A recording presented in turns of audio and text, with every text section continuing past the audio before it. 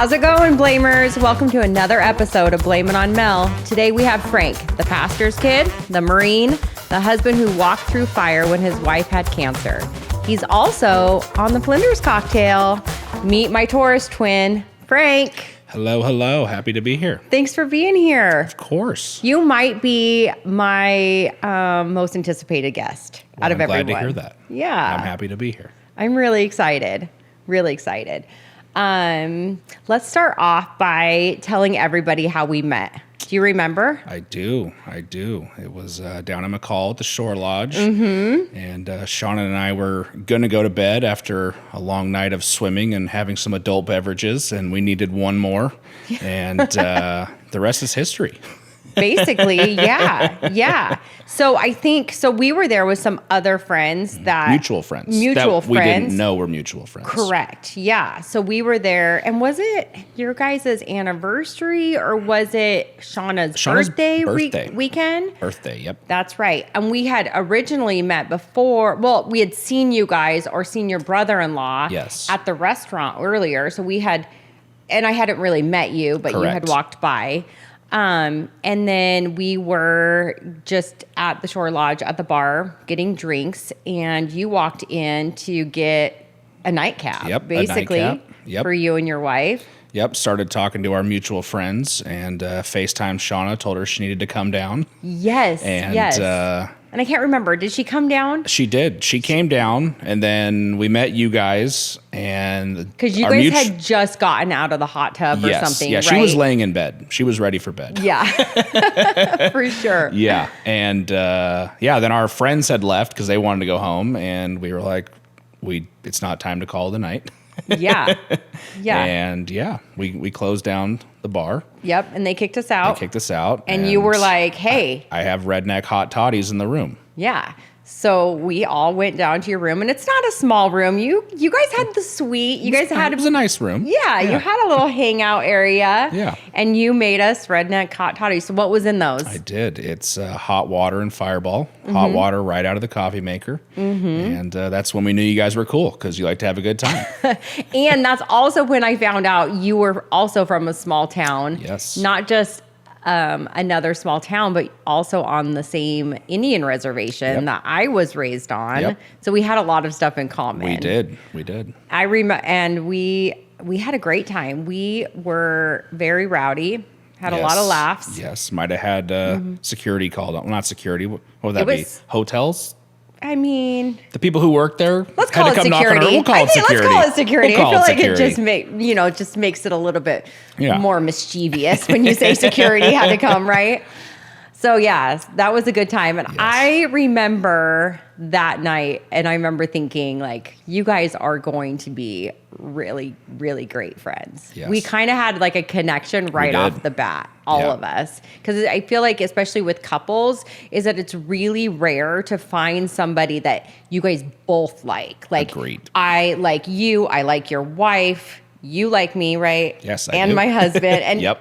he's okay. Four, He's okay. You know, but all four of us really, you have to all be able to really get along and not be annoyed by each other. For sure, and that's hard to find couples that. It is. Well, even if you both like the other person, it's hard to find where you all jive, right? Exactly. Because it could be like we like each other, but maybe the husbands really like each other, or the wives really like each other, and the other two are like, yeah, they're fine, but I don't want to spend every weekend with them. Totally. Right? And I think that's normal. And so it's very rare to find a couple where you're like, yeah, let's go on trips together, like let's hang out, like, you know. The other crazy thing about you is that you know every lyric. I do. To every song. I do. I get it from my dad, actually. Really? Yeah, my dad was the same way. When we were growing up, he'd be like singing a song from like the 70s. Like an old song that he would, and he's the same way. He just always remembers lyrics, and I don't try. Like, I don't do anything special. Like, I hear a song a couple times, and whether it's a country song or a rap song, or it just sticks. It's kind of, how is that weird. even possible? I don't know, because I'm terrible at memorizing. Awful. Like, if I have to sit and memorize something, seriously. I'm so bad at it. And songs, hear it a couple times, and it's just in there forever. I'm like a little jukebox. Yeah. I'm not a little jukebox, a normal jukebox. Yeah. And the only one I feel like that I've ever met is kind of your equal in that is my son's girlfriend, right? She is. She's great. Kylan. Yes. We match each other's energy very well when it comes to that. Yeah, because you've put on some songs that nobody has heard of. Right. And she knows the words. And she's put on some where nobody else knows other than me. So yeah, exactly. Yes.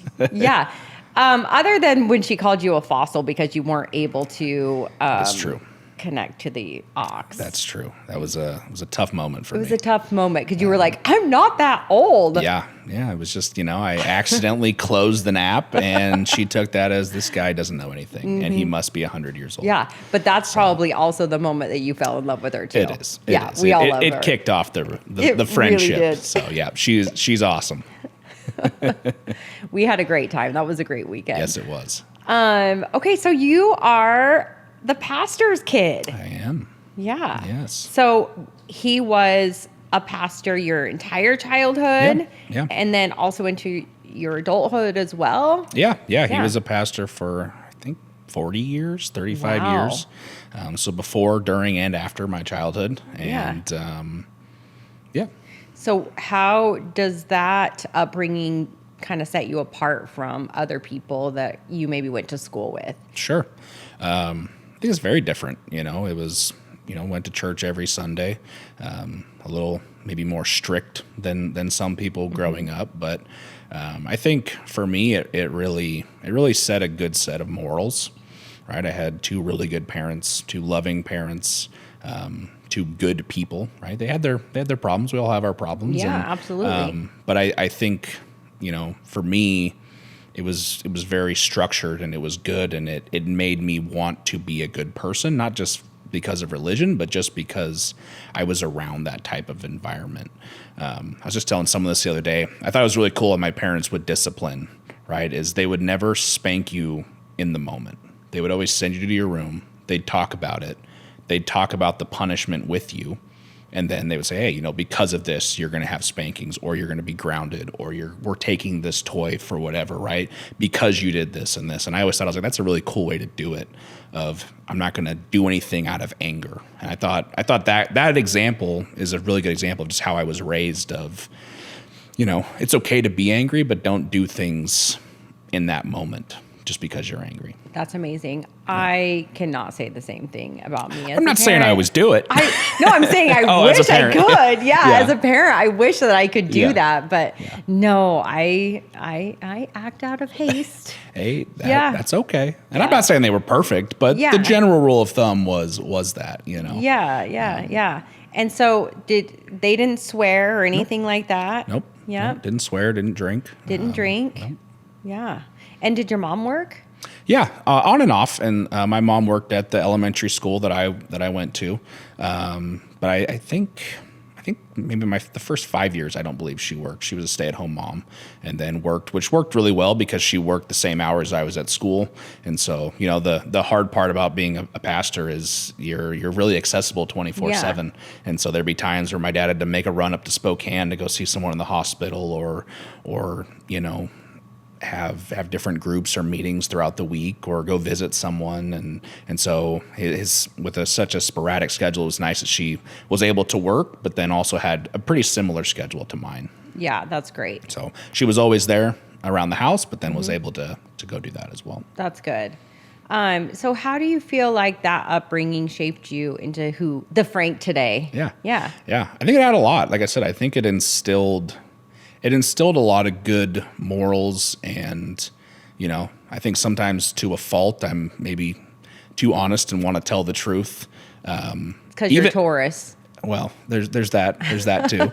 But I even just in situations where I'm like, I wish I could lie for my buddy. Like I want to be the person that's like, oh, I'm going to lie. But it's like, I just have this like inside of me where I'm like, if you're asking me, like, I can't lie to you. Like morally. Yeah, morally, right? And so I think that really gave me a good foundation, and then allowed me to, figure out who I was as I got, into my 20s and even now, I think we're all still figuring out who we are to a point, but it gave me a really good foundation, and I didn't rebel against that as a kid. Like I was what you would call a goody two shoe. Yeah. Really all up through high school. Like I was never, I don't know. I was never feeling like, oh, I need to get out of this. Like, right. Even if there were things maybe I didn't enjoy or that were different, or I'd see my friends do things like I want to do that, but I didn't want to get out of it because I think it was done well, and it just, I don't know. It made me who I am. So you didn't drink in high school? No. Wow, that's amazing. I did not. Yeah, I didn't drink till after I graduated. I don't know very many people that could say that. I can't say that. Yeah. And I didn't have a desire to. I was big into sports.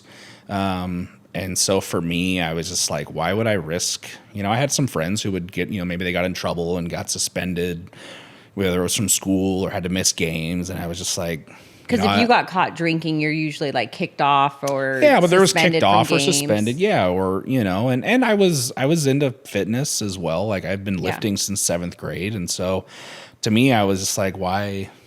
And I lived out in the middle of nowhere with a very loud truck that didn't have an exhaust. And so it's like, I'm not sneaking out. And if I'm sneaking out, I'm 30 minutes away. Yeah. And so for me, I don't know. I never had that desire to. And so I never had an opportunity to do it. And so there was no desire because there was no opportunity really. Yeah. So you mentioned sports. What sports did you do? I did basketball and track from 7th grade till 12th grade.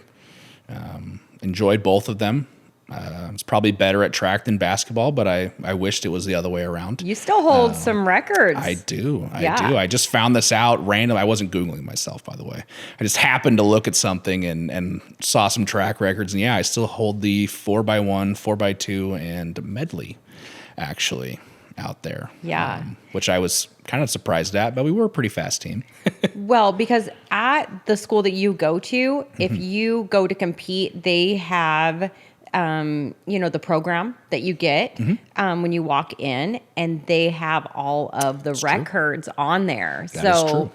That's how we saw it. Yeah. Was because, our kids competed there. Right. And then, you were fast. I was fast. Very fast. I was fast. And I've always been a bigger guy, and I was still fast. Yeah.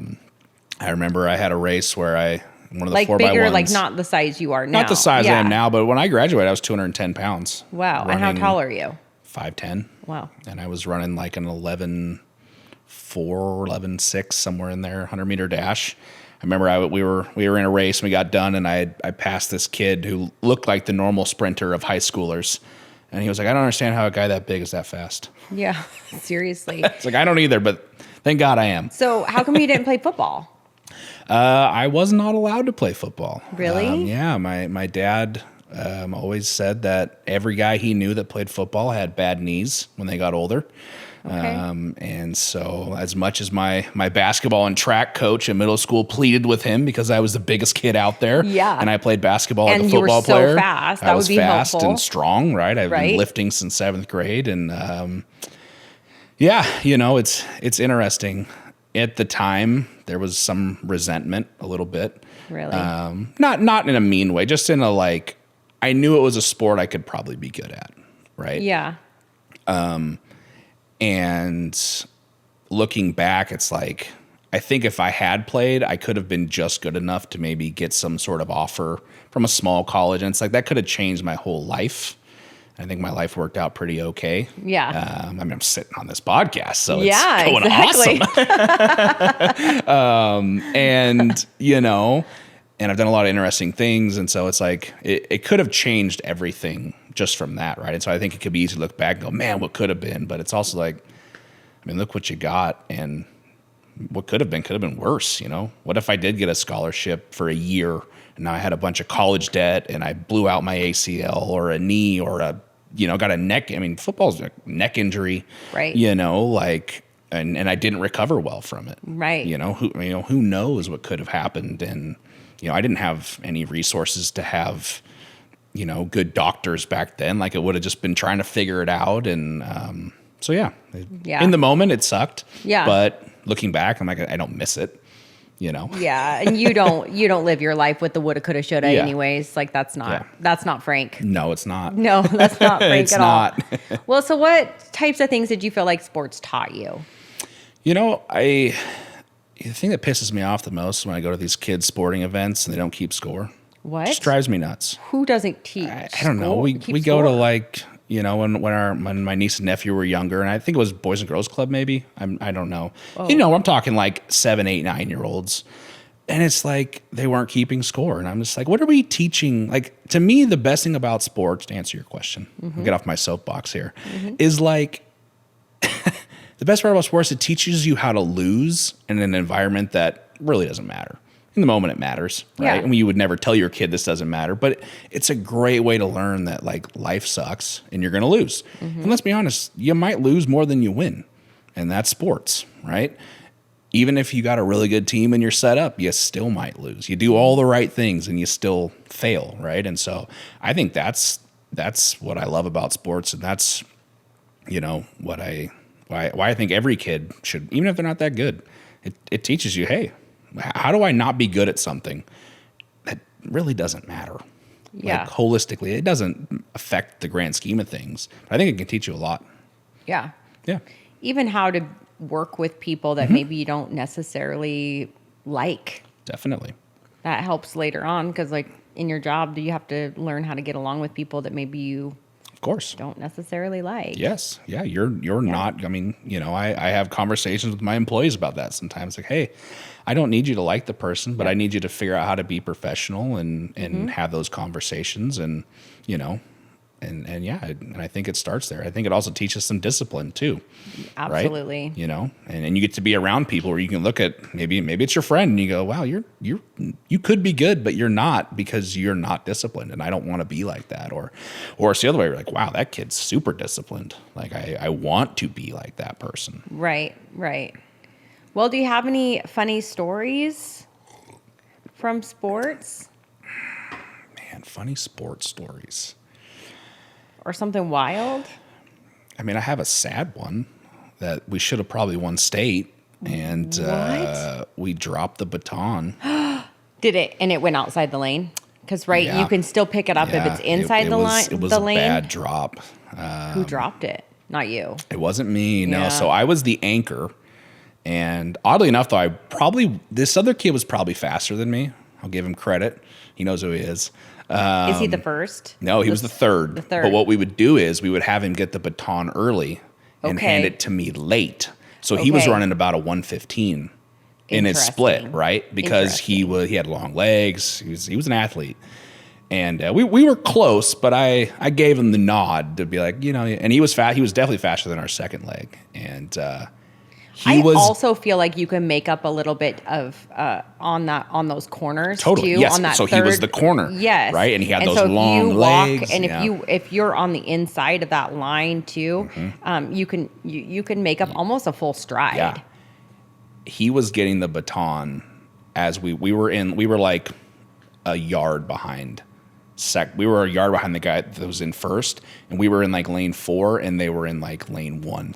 Or 8. So we had caught them, and he would have given it to me with probably a 15-meter head start. And I'm not saying there wasn't faster kids next to me, but with 15 meters, nobody's catching me. That's a long way. That's a long ways, yeah. And they dropped it.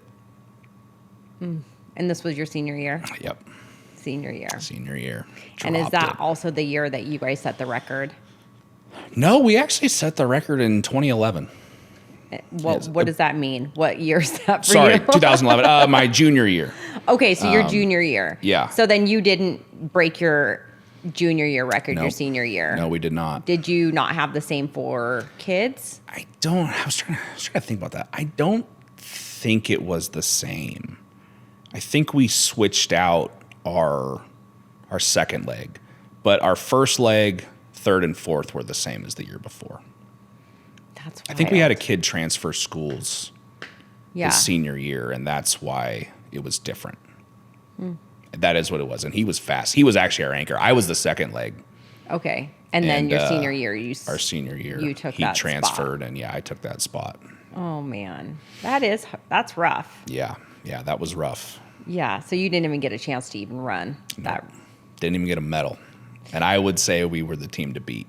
Wow. I mean, I think we were in lane 4, which is the best team usually. Yeah, that's the fastest lane. Yeah. Oh, man. So, hey, it goes back to that. What does it teach you? It teaches you how to lose when it really doesn't matter. Yeah. Although now I'm sad about it again. So thanks for bringing that up, Mel. Sorry. I'm blaming you. Well, I like to take the blame. It's just fine. So then, after high school, you joined the Marines. I did. How long after high school? I did. So I was talking to the recruiter right after I graduated. And I was planning to go active, actually. What does that mean, active? So you can either go active duty or you can go reserves. Okay. And so I was planning on doing active duty Marine Corps. What's the difference between active and reserves? Sure. So active is you go to boot camp, you do all your training, and then you go get stationed somewhere. And usually you sign a 4-year contract. Okay. You're stationed for 4 years, and then you're out, right? Oh. And so what I did was, and that's what I wanted to do. I didn't really want to go to college. I was smart. I could have went to college, but I don't know. I was done with school, and I got talked into the reserves by my recruiter, which looking back, I realized he just needed to fill a spot, and which is what recruiters do. I can't hate on them too much. No, you can't.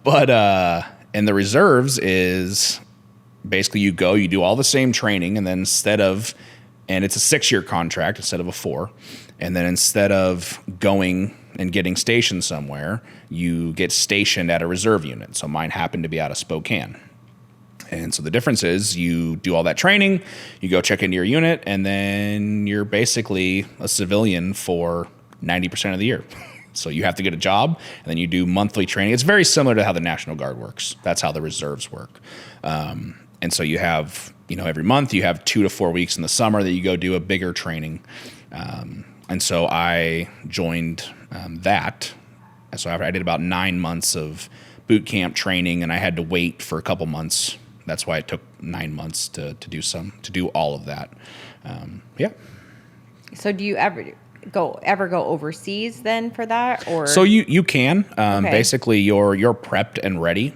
So we were an artillery unit, and so if we had gone to war in those 6 years, I'm guessing we would have been called up. We trained for it. We did train down in 29 Palms, California.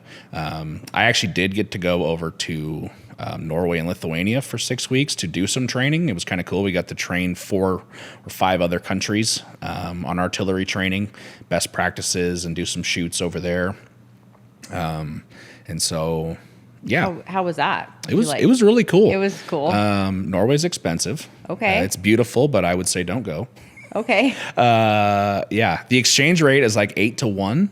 Really? But so you think, I'm going to be rich, right? And so I went to the exchange and I gave her a 20, which what's that? Don't make me do math. That's like $160 over there, right? And she's like, "Is this all you want?" And I was like, "Yeah, I'm rich. Like it's $160." Yeah. I went to order a burger. It's $300. So yeah, so it's very expensive in Norway, but it was gorgeous. I have to say that. What led you to join the Marines? Like, hey, have you always wanted to do that since you were younger, or was it just that conversation that you had with the recruiter? Sure. I know, like when I was a kid, I classic kid response, want to be a cop. Yeah. Right. And then I think with the background I have of just kind of that moral foundation of wanting to do the right thing, and I have parents who are very patriotic. My grandpa was in the Navy, and so it's kind of, I don't really want to go to college, and what else is there? Mm-hmm. The military, and for as far as picking the Marines, I walked into the Navy recruiter office, saw his outfit and uniform, and I went, that sucks. Not and I walked into the Marines and I went, that's awesome. I'm going to do that. You liked the uniform? That's really what it came down to? I chose the Marine Corps uniform over the Navy uniform. How shallow is that? I love it. You know what? Go look at those uniforms. They're 10 times better. You're like, I'm gonna be badass wearing that. Yes, for exactly. sure. Okay. Exactly. I feel like I have all the people that would understand that. I would understand that. You would understand. I mean, I picked my snowmobile based upon what it looked like, what color it was. It had nothing. It's way too big for me. And but it looks awesome. It looks really, really good. But I should have a shorter one and a smaller engine, so it's lighter weight. But it was just so dang pretty. It's what it looks like. Yep. It's so dang pretty. I get it. So I understand that for sure. Do you have any crazy stories like from the Marines? Something that stands out? I mean, there's a lot. I'm sure. Because it was 6 years? It was 6 years, yeah. And, it was funny. I was thinking about this earlier today. I'm like, I think a lot of them are funny to me just because, like, you're in that environment, right? Like, the purpose of those trainings is to simulate if you were in combat, right? And obviously you can never perfectly simulate what it would be like to actually have missiles and bullets flying towards you, right? But they do things to make you uncomfortable, right? You train in all sorts of weather. You stay out in, we call it going to the field, right? Where you train, and it's like you're out there for hours for no reason, right? Just to get aggravated, and you do all these things. What do you do out there? So it's training. So for us, we were an artillery unit, okay, right? And my job was a truck driver, so I drove truck, and so we would go out there and we'd shoot. So our training was down in Yakima. And so we'd go down there for 4 days and shoot artillery and to be out there. And they had to be doing it on purpose because you could have ran that way better. We could have been in and out. And it was like there was times where we were out there for just hours, no reason.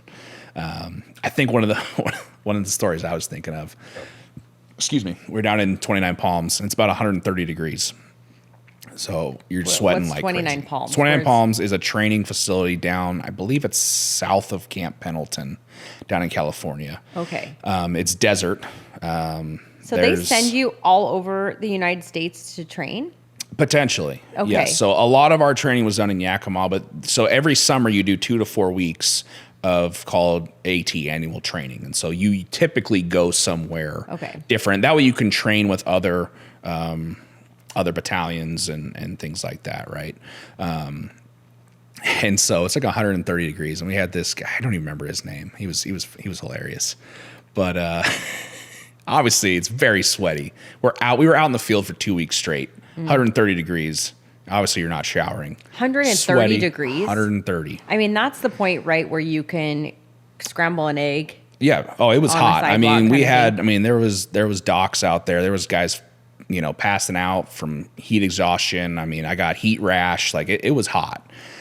And obviously you have swamp ass pretty bad when it's that hot, right? What exactly is swamp ass? It's just everything's sweaty. Everything down there, it's sweaty, right? You're in a jacuzzi in your underwear. And he was trying to convince us all that he found the solution, which was man ponds, where you shove toilet paper all in your crack to stop the sweat from pooling in there. Okay. Needless to say, none of us did that. It seems logical, though. It seems logical, but we picked on him relentlessly afterwards. And he stood by it. I'll give him credit. Hey, I would get behind it. I would try it. He was behind it. Literally. But, yeah. But I think that was pretty funny. Didn't something happen in a porta potty? There was something in a porta potty. I don't know. I know the story. I asked you for a reason, so give it to me. I wanted to give you one to tee. Oddly enough, same trip. Same trip? Same 130 or same training. Degrees. Yeah. Yes, we got called into with the base commander there for a briefing, and there was a kid who was jerking off in the porta potty and died. And they found him, and I can't imagine what that phone call home was like. And so we got a briefing that said, you will not do this in the porta potties ever. And so we then immediately started playing a game that we called Beat the Heat, which is who can go in there and do it and not die. Wow. And I'm still here, so clearly I'm one of the winners. Yes. Congratulations. Yes. That's amazing. How do you tell those parents? There's no way that you I'm guessing it's a training exercise. Is that what you say? I don't know. Died in a training exercise. Yeah. There's no way you could, or would you even say that you found him in a porta potty?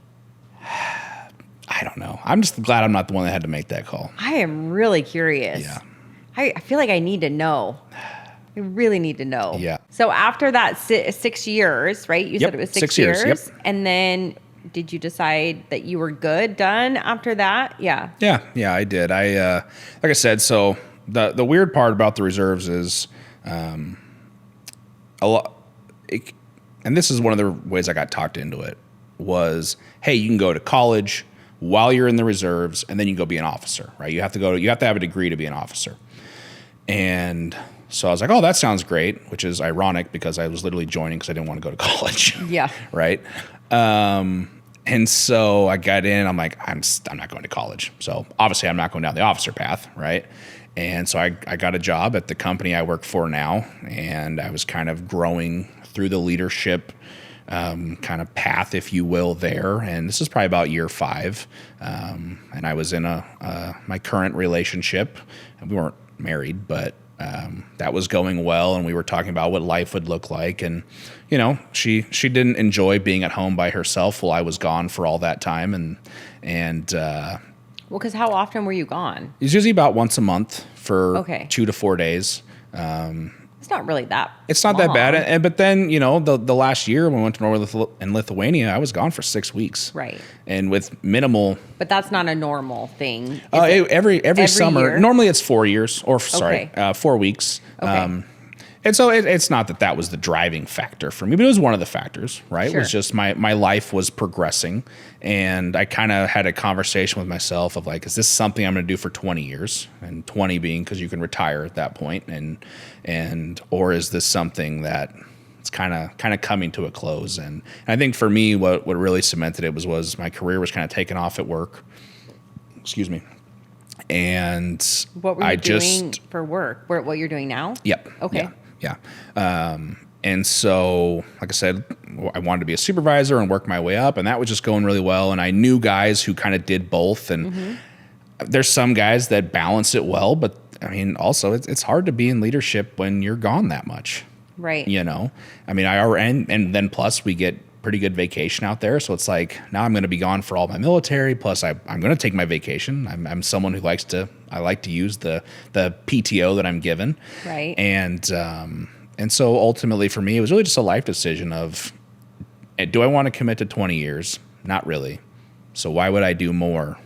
And so I really just wanted to focus on my career outside of it. Yeah. Well, and also the divorce rate is really high in military families, right? It is. At least when I was in, I believe it was 85 to 90%. That is insane. It is. And most of that's more active duty. And, you know, that's also on the tail end of, you know, Iraq and all of that. And so there was a lot more people getting deployed and people being gone. And so I don't know if it's still that now, but I know back then that's what we were told. But just knowing that if you wanted to, you know, get married and start a family, then you really needed to be able to, yeah, for sure. Yeah, kind of have a more of a normal life. Yeah. Yeah. So was it hard for you to decide that? Not really. Like I said, for me, it was, you know, it was really, I wanted to focus on my career at work. And I didn't feel I could do that to the ability I wanted to while doing both. And you've worked your way up, right? Mm-hmm. Like, Yeah, I started as an assembler on the assembly line, and now I'm a supervisor, and been there, January will be 12 years. And you get to bougie around on their private jet and everything, you know, right? Sometimes I get very fortunate to do that. Yes. Yeah. It's kind of cool. It's pretty cool, yeah. I always look forward to the snaps when you send them. Yeah. Yes. You get to be very bougie and go to all the fancy dinners. And yeah, it's a lot of fun. Yeah, I get that. So there really wasn't really a transition for you then, really, as far as deciding that you didn't want to do that anymore. Not really. Yeah. I mean, I will say you know, this is another part I didn't think about that frustrated me is the schedule was horrendous. Like we would get like they would say, hey, this is when we're having, you know, we called it drill, right? This is when it is for the year, right? We would get that at the beginning of the fiscal year, which I think is in August or September, whenever the fiscal year starts. And then it would change. And you had to be there, right? There's no like, you don't get to go. And they would just change. So planning anything was a nightmare. I actually had to basically call them and be like, hey, I can't, like I was in a wedding and they moved it up a day. And I was like, if I get in trouble, I'm sorry, but it's one of my best friend's wedding. I'm in it.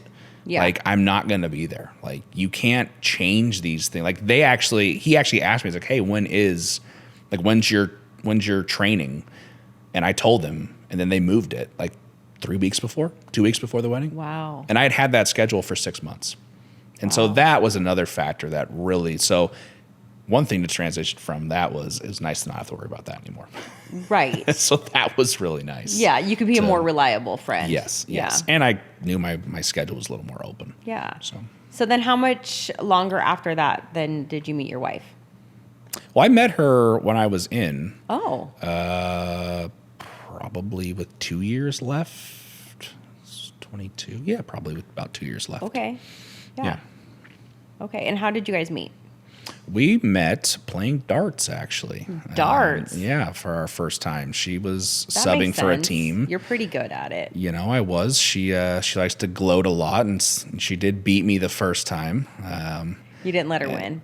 Well, you know. Did you? Did you? No, I didn't I let her don't win. feel I had like one of the that. worst games of my I do life. not feel like you are the type of person to let anybody I mean, I win. tell her I let her win. I don't even think you would let my 6-year-old beat you. Oh, definitely not. No. No. That goes back to the beginning of the podcast where I 100%. said kids Yeah. should learn how to lose. We are going to keep score. Yes, even if you are 6. Yes, I might let her score a little bit, and then I'm going to win. Yes. No, I just played terrible, and so we talked a little bit that night, and then nothing really came of it. But that's when we met, and then she messaged me a few months later, and started talking. She liked it. She did. She liked what she saw. Yes, and we started talking, and now we're here. So Yeah. So how long did you guys date before you got married? I think we were dating maybe 2 years before I proposed, and then we got married the following. Well, technically, we got married twice. Oh. We legally got married in January, and then we got married in Hawaii in September.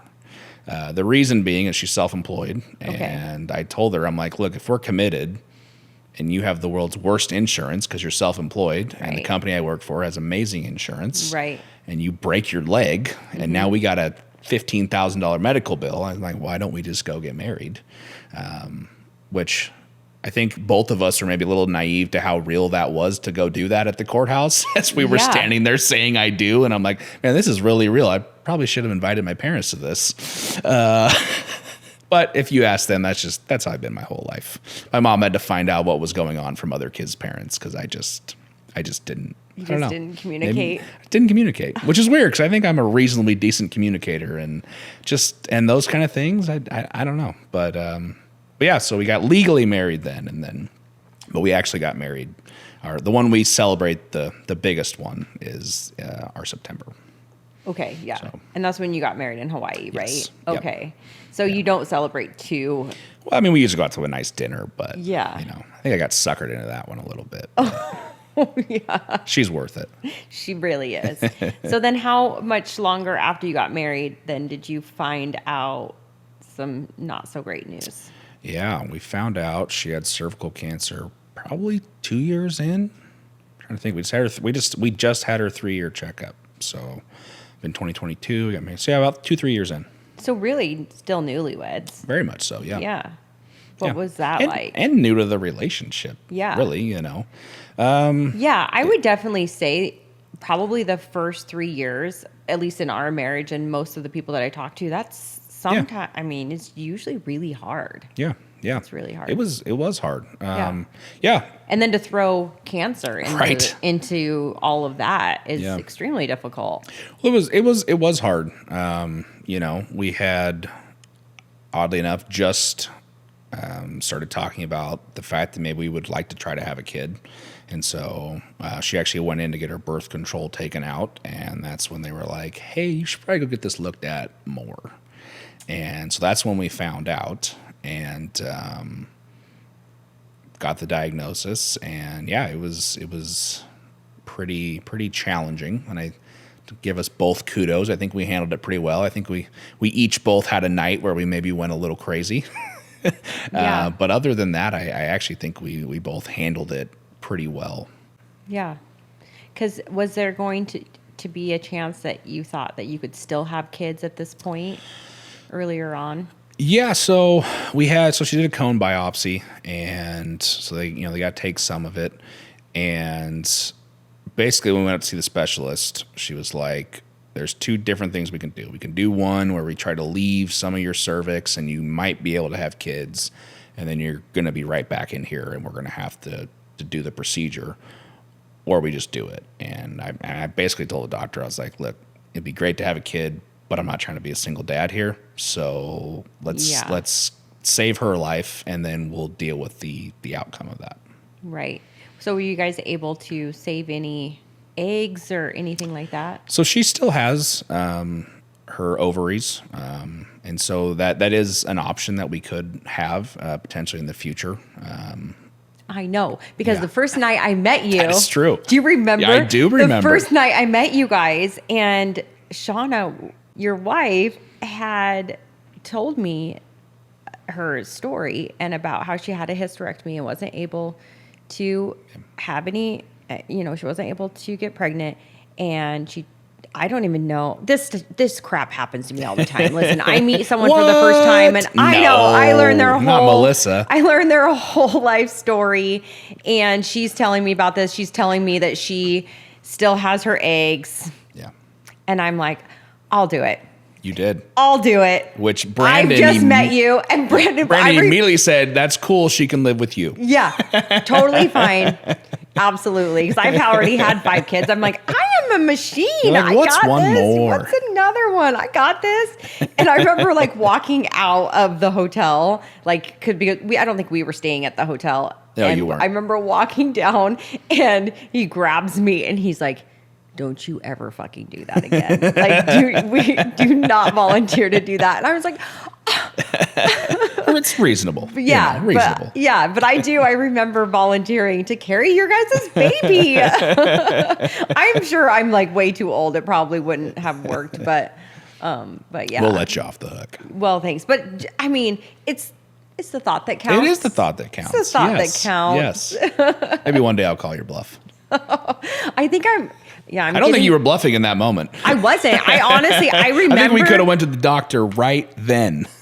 No, you could have, because I was crying. Honestly, I probably really would have, and still would have, if Brandon was absolutely fine with it. But I'm a little moody, so I mean, which is normal. Most people are, but yeah, no, it was. I was very, very touched when your wife had shared all of that with me, and I remember crying, and she was like, "Are you crying?" I was like, "No, I'm not, but I will have your baby for you." So how is that to come to terms with, how hard it is as far as getting to that point where, could you have talked about adoption? Mm-hmm. That was something, and where do you guys end up with that? The weird part was, for as terrible as it was, we had like the best case scenario. So we found out in like the end of April that she had cervical cancer. Went to see a specialist the next month, and then I think it was August that the surgery was. She had a hysterectomy, and it was gone. Like, it hadn't spread, and so within 4 months, we found out she had cancer, and she was cancer free. Right. And so the whole thing was like this whirlwind where none of that even mattered about, could we do any of that? Right. And people would ask us, and we're like, I don't even know. Like, all I know is she's alive. She's cancer free. Right. And so coming out of that, it was like, we thought about it, and we'd always been on the fence. We'd talked to my parents at one point of like, hey, we're not sure if you're going to get a grandkid from us. Like, we don't know. Right. And I don't know. I just think we're at a really good spot in our lives. And I don't know. We kind of made the decision that at this point, that's not what we want to do. Could that change? In 5 years, could we go, man, we're going to adopt a kid, or man, we're going to look into, something else, maybe. Yeah. But we kind of made a decision for us. Like, that was a lot to go through. And I don't really know if we want to go through any, no matter what you do, whether you get a surrogate, whether you adopt a kid, like, that's just a huge process. And, I think for us, we also, if we were going to have a kid, we wanted to do it the natural way, if you will. Yeah, the old fashioned way, right? Yeah. And so it's just, I don't know. It just, for us, I think because we had already been so wishy-washy, I think if we were one of those couples, I was like, man, we're going to get married, we're going to have kids, right? I'm sure it would be a no-brainer, but we were always that 50-50, right? Like if it happens, cool, And so for us, we just made the decision. And, I think what was so cool through all this is, I think we really fell in love even more after that. I tried telling my wife this one time and did not say it very well. And so, whenever you say that maybe when you got married, you didn't love each other, it doesn't always come out the right way.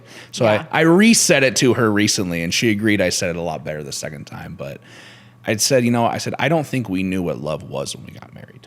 Like we loved each other, yeah, but it didn't mean what it means now. 100%. Like we said it, but we didn't know. And it's like you go through that type of a trauma, if you want to call it that. Like you really find out if you love each other, right? And I think that's been the coolest thing for us. And so I think we've just really just been enjoying being with each other after that and appreciating each other. And I think we built such a better bond coming out of that. And so it sounds crazy. We always laugh, and I think some people think we're insane, but we're like, sometimes we go, that's the best thing that ever happened to us. Honestly, yeah. Like it's the best thing that could have happened to our relationship. You don't know what love is until you're holding that bag of urine while she's taking a shower. Yeah. Right? Isn't that what it was? Until you're cleaning a catheter for 2 weeks. Yeah.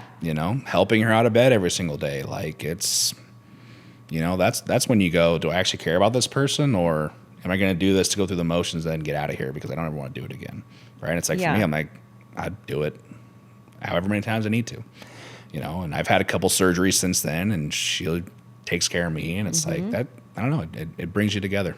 Yeah, no, it does, especially through service. Yeah. They say that you love those that you serve so much more. And I'm sure that goes back to being raised by a pastor and having that religious foundation. Yeah.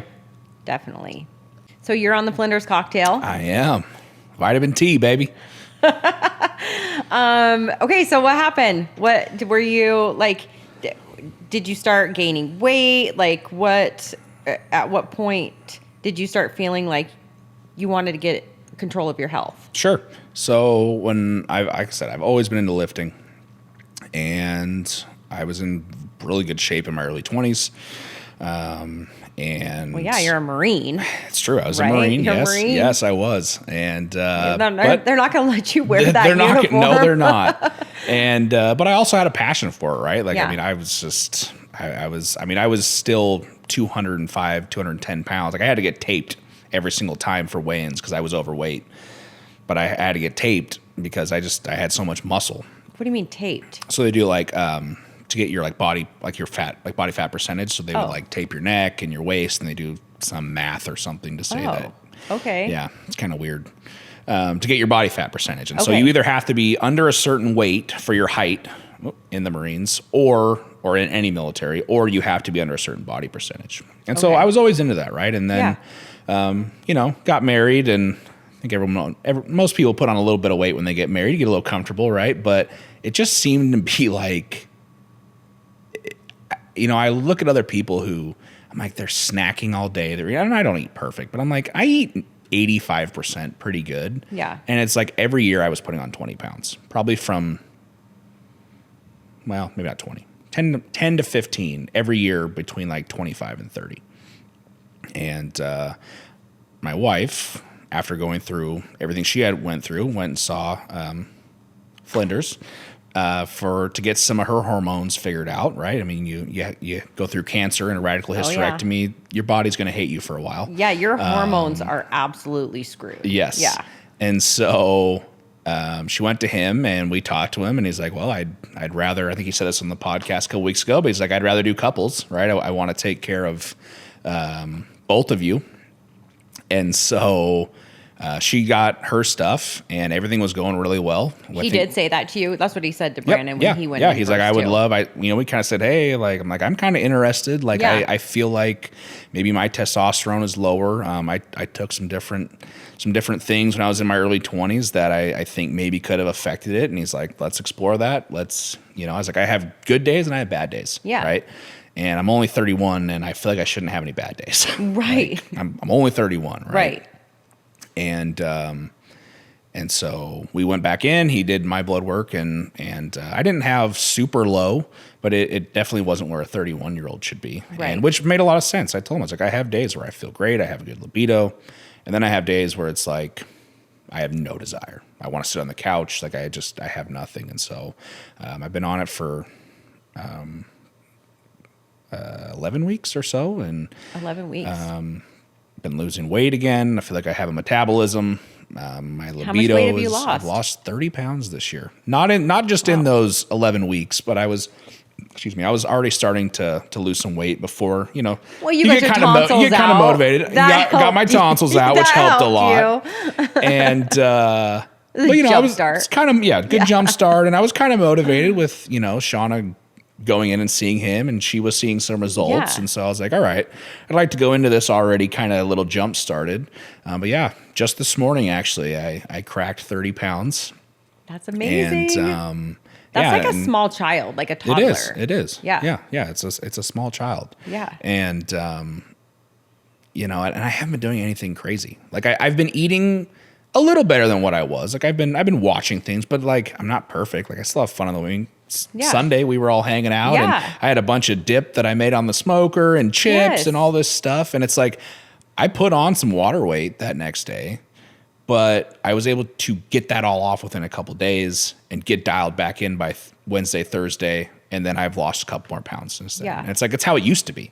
Right. And it's like, I'm not taking crazy amounts of testosterone every week. I'm on a normal dosage and, getting my numbers back. And you're not like raging. I'm not raging. Yes. And in fact, I kind of think my moods, which he said would happen, is kind of evened out a little almost. That's good. Not that I ever had crazy swings, but yeah, I'm motivated to do more things. And don't get me wrong, I still like a nice, 4 or 5 hours on the couch from time to time. But I mean, that was like every day, and it's like I wasn't motivated. And now it's like if I'm sitting around for too long, it's like I got to get up and do something. Yeah. Because you said even the other day you came home from work, and normally you would want to like go in and just sit down. Yeah. And you went and mowed the lawn. I did.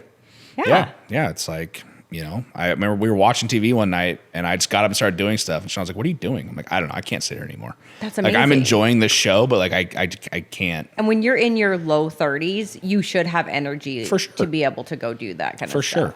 Yeah. Because you had mentioned before where you were like, we eat the same thing that you guys do. Yeah. Right? Yeah. Because we don't really have like the best diet. Yeah. You guys are a great, like, maintaining 85% to 15% type diet. Right? 100%. Yeah. But, like, we go out on the weekends, we eat whatever we want, really. Yeah. And you were like, that doesn't make any sense. Like, how is it that you guys are able to eat all of whatever you want, and you were really probably eating better than we were? Yeah. Other than the alcohol. You can drink more alcohol. That is true. That is true. I can drink a few more calories. But realistically, you should have been able to be smaller than we were. Yeah. I shouldn't have gained 60 pounds over 5 years. Yeah. Like, so, realistically, it's all comes down to the hormones. Yeah. Right? I agree. And so how's everything else? Everything else is great. I'm assuming everything else you're leading towards libido. It's been good, I'm just curious. I mean, again, I'm just curious if your orgasms have gotten as good as mine. I mean, maybe not like a seizure. I actually went out last night it was, and somebody had come up to me now that I'm a celebrity. Yes. I got recognized. The Melissa. Yeah. So, and they had said, I want to hear more about the seizure. Yeah. And I'm like, oh my gosh, it's a thing. Yeah. It's a thing now. But yeah, so do you have the seizures? I don't, but not quite there yet. Here's the thing. I'm a guy. It's never bad. Yeah. Right.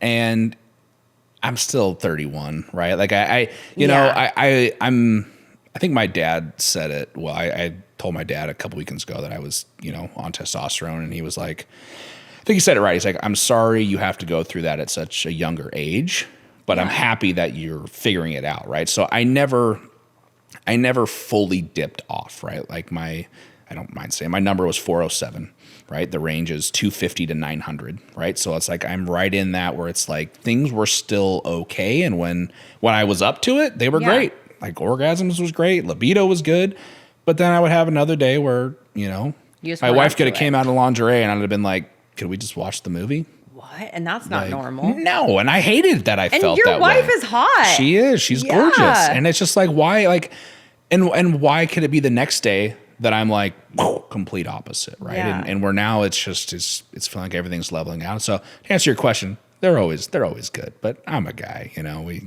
But you want to do it more often. Yes. Yeah. Well, that's helpful. Yeah, of course. Right. Yeah, and it makes her feel more attractive that I'm, there's nothing worse than coming out and feeling good about yourself and your husband going, I've had a long day, and because then I would feel terrible about it because I didn't want to, but I had no drive, Also, that's the female response. I have a headache. Right.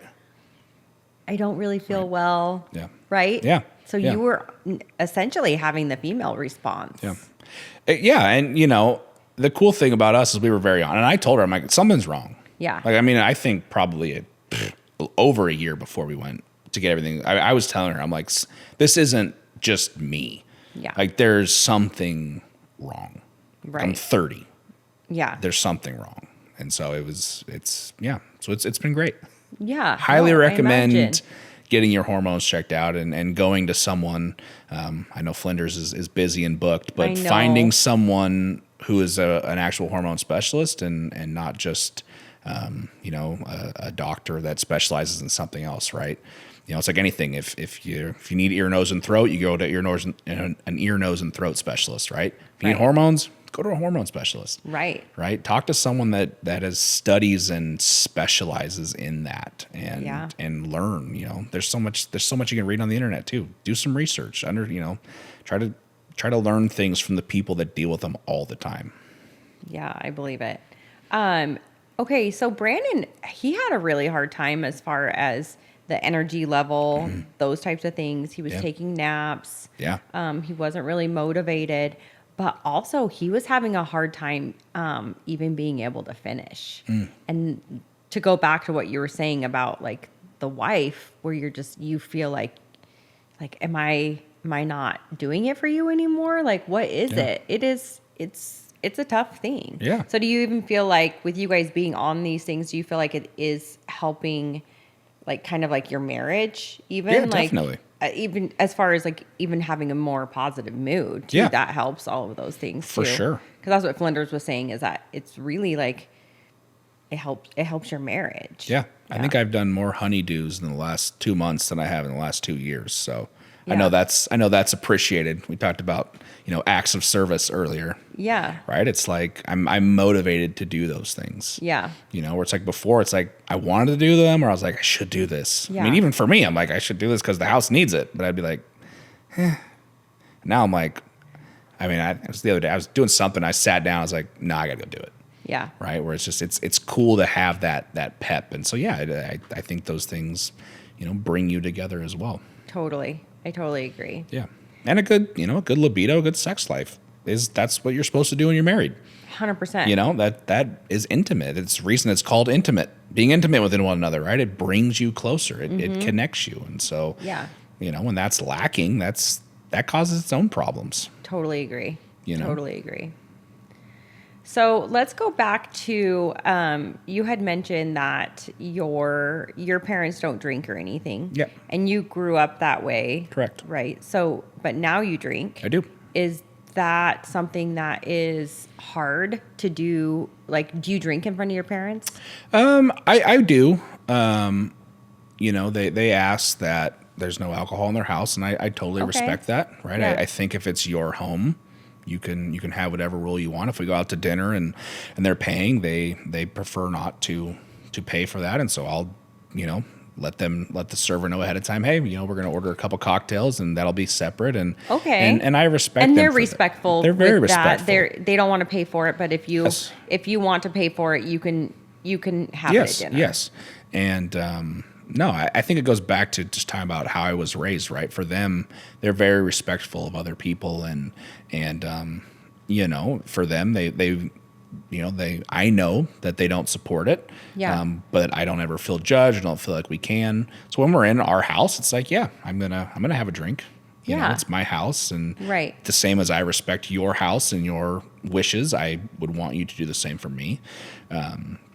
At the same time, I'm not going to let myself get sloppy or weird around them. Like that's not what it's for, right? But if it's a Friday, if they're over for the weekend and it's been a long work week, and I want a glass of bourbon, I'm going to have a glass of bourbon in my own house. Yeah. Right? If we're out to dinner and it's a nice dinner and I want a glass of wine, I'm going to have a glass of wine.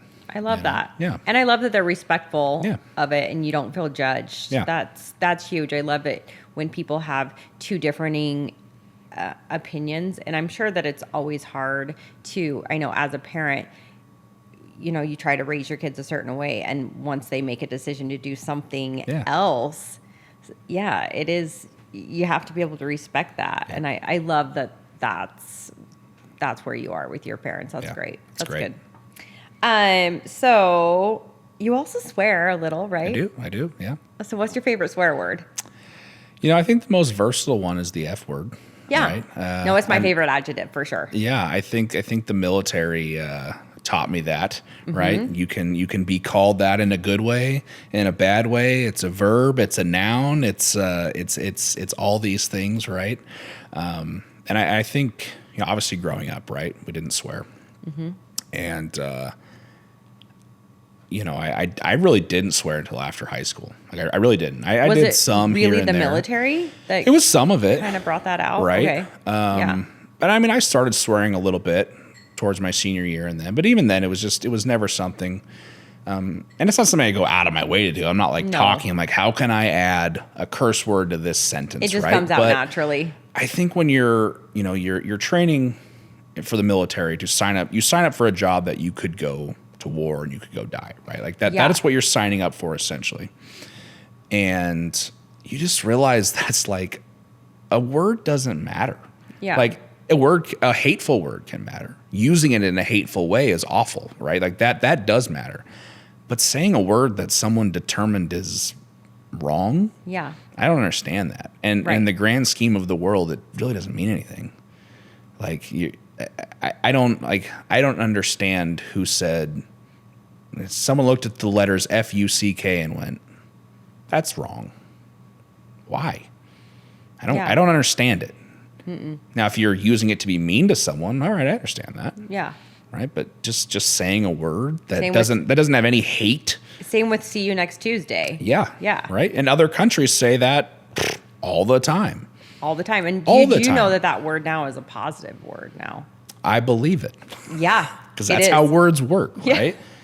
And it's the same thing with everything else, right? Yeah. It's like for me, it's like I don't understand it, and so to me, it's the least of my concerns. Yeah. Now, when I'm around my parents who don't appreciate that, I don't swear around them. Yeah. Right. And to me, again, it's a respect thing. Right. Same way at work. Right. If I'm at work and if I'm in a business meeting, I'm not swearing. No. Right. If I'm around my team who knows me and we know each other, and do I care if they swear? Not at all. No. Do they care if I swear? Not at all. Mm-hmm. But for me, it's like I don't know. I don't think of them the same way I do as I grew up. Yeah, I get that. But I respect people who do. Yeah. I love that. Yeah. Okay, so how do you feel about the drinking age being 21, but you can go to war at 18? I think there's something interesting there. There's a lot of things you can't do at 18. You can't drink. Most casinos, especially if they serve alcohol, you can't go gamble. You can't buy cigarettes anymore. You can't buy a handgun anymore. You can be in the military and issued a pistol before you're 21. That's kind of interesting. I don't know. I think this country has a real issue with what it ages an adult. Right. Right. Oh, you can vote at 18 too, by the way. Yeah. But you can't have a cigarette. Right. So that's weird. I think there's something weird there. I think we, either age, right? You need to figure out what age is an adult. Right. And once you're an adult, you should be able to do anything you want. You should be able to sit down at a slot machine with a cigarette and a beer in your hand if you can go sign up to go potentially die for your country and vote for the next president. Mic drop. Yeah. Yeah. Like, I don't understand it. Mm-hmm. Or you shouldn't be able to do any of it. No, I remember hearing you say that for the first time, and I was like, that makes so much sense. I get behind that 100%. It really bothers me. It's like, why are there two things that are way more consequential than having a cigarette or a drink that you can do when we say that your mind's not grown up enough to make a good decision. Yeah. But you can sign 4 years of your life away. You can vote for someone that's going to be our leader for the next 4 years. Mm-hmm. Feels a little manipulative, maybe. A little. And I don't know if it is, because I think 18-year-olds should be able to do all those things. So I'm in the camp of 18 should be an adult. Right. But for the people who aren't, I go, why do you think those 18-year-old minds can be so easily manipulated about politics and signing up for the military, but they can't have a cigarette? Mm-hmm. I don't know. It doesn't sit right with me. No. It's like, pick one or the other. Yeah, it's got to be one or the other. Is 21 the adult age, or is 18? Yeah, I agree. It needs to be all or nothing. Yeah. I agree. What do you feel like you took from the military? I think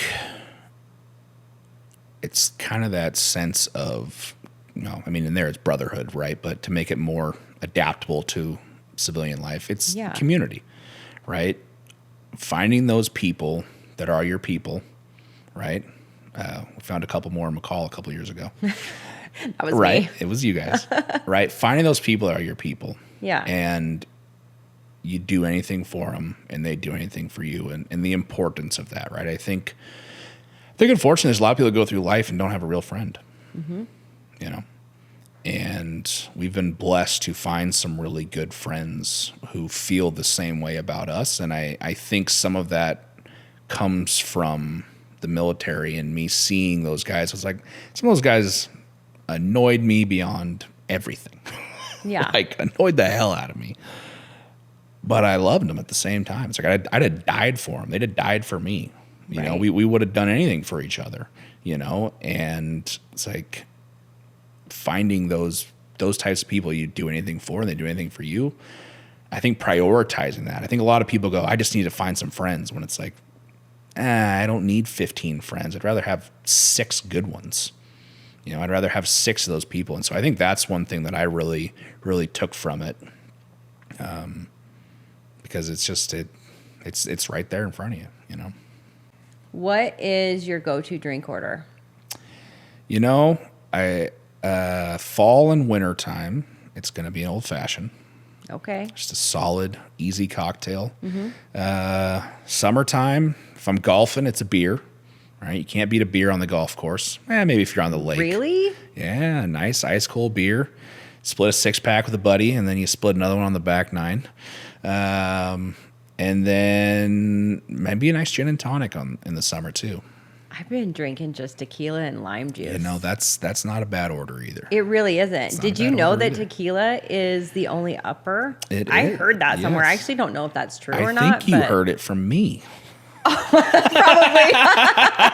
That makes sense. Weird.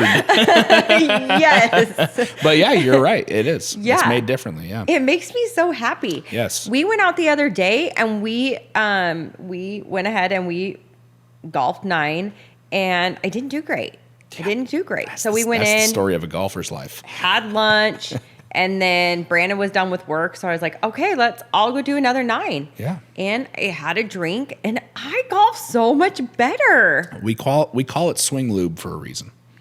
Okay. Is that a thing? It lubes up that swing, I'm telling you. I don't think it's scientific, okay, but can mentally, I use that? I'm taking that. Please do. That's amazing. Okay, swing lube. Yeah, I stole it from my buddy Travis, and I'm giving it to you. Yeah, no, I did. I felt like it just kind of loosened things up. Maybe I didn't think about it as much, and I just golf so much better. Yeah. Yeah. It's a thing. Yeah. So tequila and lime juice. That's what I've been That's a great drinking. order too. And But no, I don't know. Maybe once I've had like seltzers, but I don't drink beer anyways. Yeah, but. you're not a beer person. But if you like beer, there's not much better than a beer on the golf course. Really? Yeah. The lake might top it. The lake or the river. You know, but on a golf course, 85 degrees, sun's out, give me a Coors Light.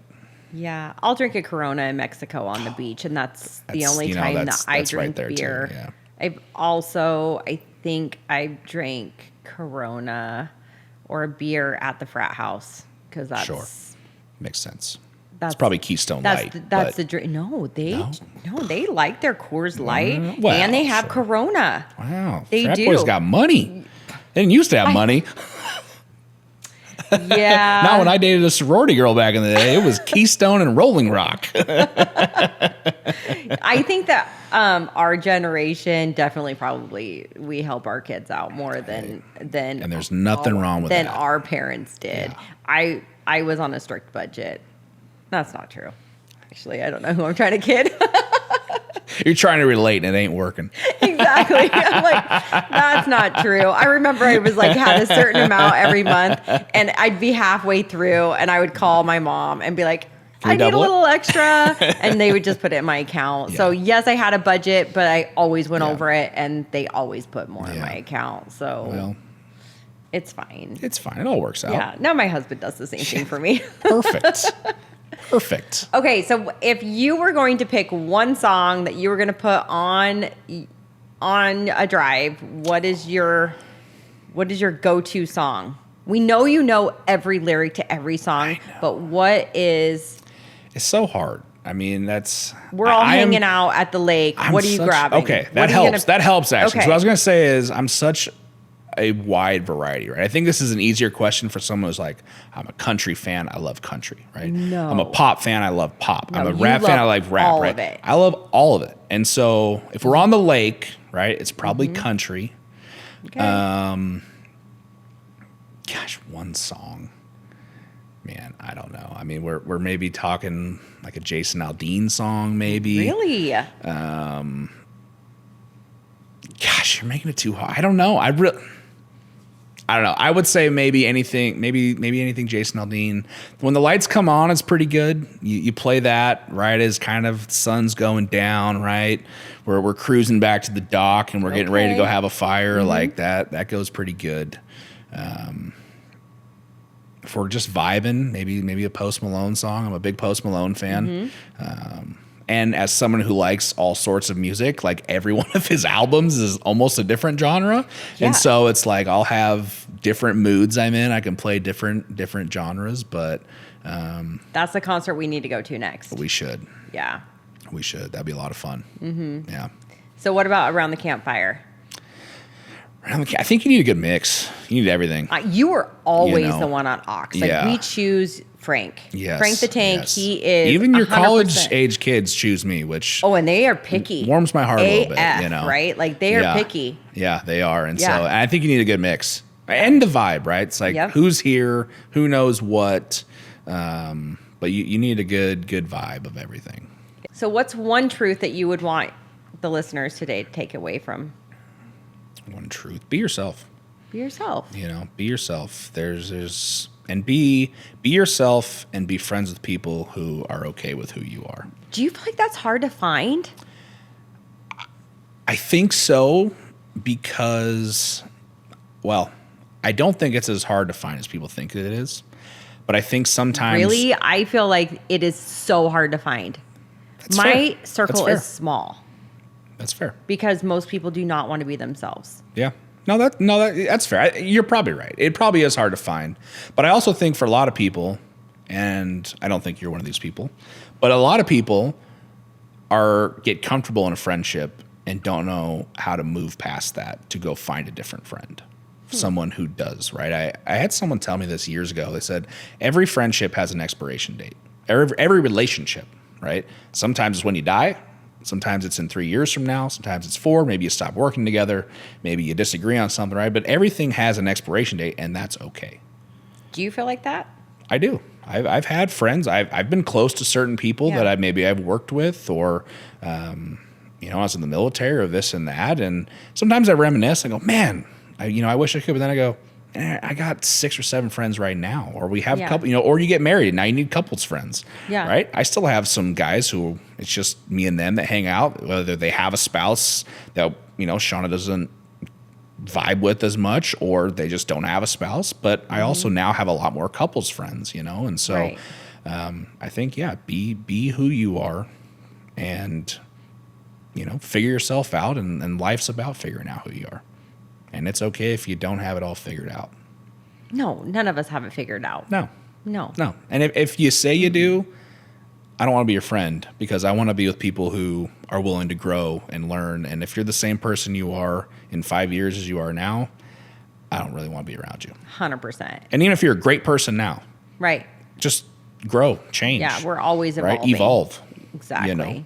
Unless I was wronged, I have my same friends that I've had for a very long time. Even like I have my friends from college, and of course we don't live in the same town. Yeah. But if they're my people that I still message when things go wrong. They're still the people that, we end up being in Hawaii at the same time or on a vacation, and we'll definitely meet up. But I've kind of always kept a lot of my same friends. Yeah. And what's cool about those friends? If they do something that wrongs you or you feel hurt, you can talk to them. Like, hey, that really sucked. Like, you really hurt my feelings. Like, I'm not okay with that. And their response is gonna be like, maybe they don't agree, but they're gonna go, I'm so sorry I made you feel that way. Like, that wasn't my intent. Like, let's talk about it. Let's go have a drink. Let's go get coffee, right? And it's like, that's the coolest part about having those types of friends, is you don't have to tiptoe around them. You can just be like, hey, that sucked. Hey, that was shitty. Yeah. Like, but sadly, let's talk about it. Sadly, some of them are not always that way. And I've had to end friendships with people that... Right. That's that expiration date. It did, And it's okay. It's like, hey, I'm not going to be mean to you when I see you. Right? If you see him at a kid's game or something, hey. But it's like... I'm going to ghost you. Well, that's fair. I'm going to ghost you. That's fair. 100%. I'm going to pretend like I didn't see you. Like, I don't know. You do not exist. I am cold as ice. Absolutely not. That surprises me, because we're both Tauruses. And Tauruses are... we're very loyal. Yeah. We're honest. And... it's very hard for us when we're wronged and to forgive. And I will forgive if someone says, hey, I screwed up. I apologize. I absolutely. Yeah. I am all about it. But if they refuse to own their part in it and they want to slander me or my kids or whatever it is, those are things that I can't come back from. Yeah. I can't. No, I think that's very fair. I think that's... I feel like it is, but I think biased. that's well, sure. But I think that's the extreme that I wasn't talking about, right? Like I was saying that like thing where you can have that apology, but it's like the friendship's, it's still past now, right?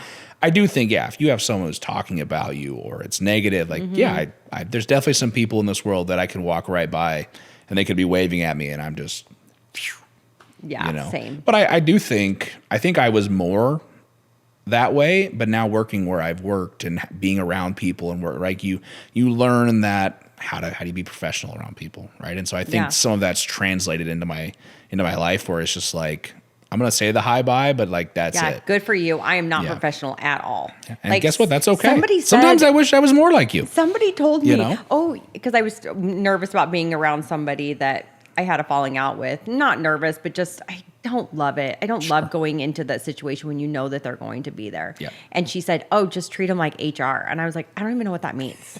I have no idea what that means. Yeah. Like, just treat them like HR. I'm like, no, I'll just ignore them. Like, nah, they just don't exist. I don't see you because I'm not interested in having a conversation. I'm not interested in listening to more lies. Yeah. I'm not. Like, I am good. I'm good where I'm at. Yep.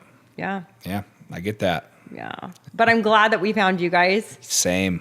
You guys are real people and you do not care really about any mistakes or where things that we've gone through. You guys are not judgmental and you guys love us for us. And I have always felt comfortable being able to tell you guys everything about us. And you guys are all like, hey, Yeah, I get it. No It problem. happens. Zero judgment. Zero judgment. And it's rare to find friends like that. Yeah, like I said, be who you are. If you don't like me, that's cool. That's fine. Unless you do something to me, I'm gonna like you. Absolutely. And so we feel the same way about you guys. I agree. Yeah. Well, thanks for being here today, Frank. Happy to be here. This was awesome. All right, Blamers, truth bombs delivered. Hit like, follow, and drop a comment with who or what you want to hear next. This is Blame It on Mel, and you're the ones calling all the shots.